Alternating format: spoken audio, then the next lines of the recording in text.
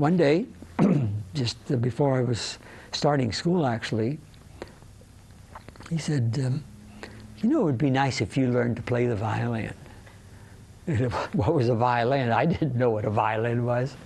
And he said, we have this violin up in the attic, and it would be nice if you learned it. You could learn all those Italian operas that I sing, and he really had lots of ideas for me.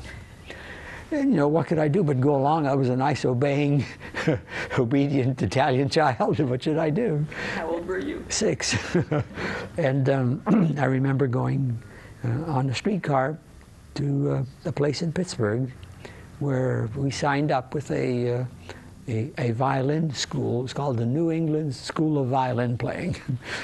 And I had my own violin, came in with it, and of course they didn't think it was any good and that I should use one of theirs. And that's how I started. And of course my dad was just so pleased, and every time he'd go to North Braddock, to the tailor shop that he was, to the men's store that he was working, he'd stop at the 5 and 10 cent store where they sold sheet music, and he'd come home with this Italian opera aria that he had picked up, and he said, put it in my stand here, play it.